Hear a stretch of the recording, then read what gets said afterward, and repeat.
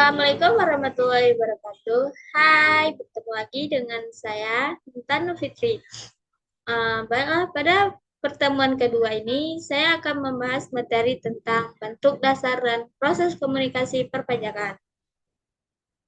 Baiklah, masuk saja kita pada materi pembahasan. Materi pembahasan yang kedua ini ada berupa, yaitu komunikasi verbal dan komunikasi nonverbal. Masuk saja kita pada materi yang pertama, yaitu bentuk dasar komunikasi. Bentuk dasar komunikasi yang pertama yaitu ada komunikasi verbal. Yang dimaksud dengan komunikasi verbal yaitu jenis komunikasi yang menggunakan satu kata atau lebih. Dan ada juga dilakukan dengan secara sadar untuk berhubungan dengan orang lain secara lisan. Yang selanjutnya ada fungsi komunikasi verbal, yaitu mempresentasikan berbagai aspek realitas individual kita. Contohnya, berbicara langsung, menulis surat, atau pesan presentasi. Yang kedua, komunikasi nonverbal. Yang dimaksud dengan komunikasi nonverbal yang pertama yaitu mencakup semua rangsangan yang dihasilkan oleh individu dan pengguna lingkungan. Yang kedua, berupa pesan isyarat yang bukan kata-kata.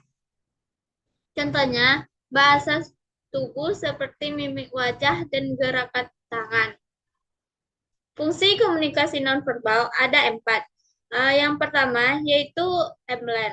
Yang dimaksud dengan emblen ialah pola yang digunakan untuk mewakili sebuah ide atau individu. Contohnya, kedipan mata. Yang kedua ada regulator. Yang dimaksud dengan regulator mengendalikan, mempertahankan, atau menghambat interaksi.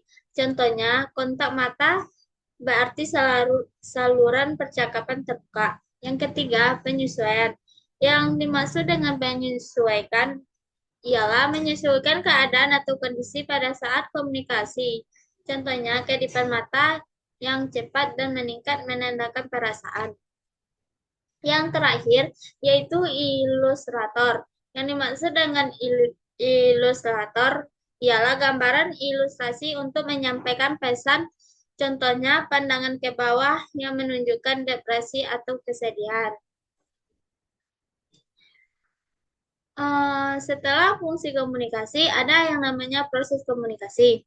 Proses komunikasi ada 3. Yang pertama, proses encoding. Proses di mana receiver atau komunikasi memberikan umpan balik atau tanggapan dari pesan yang diterimanya kepada komunikator.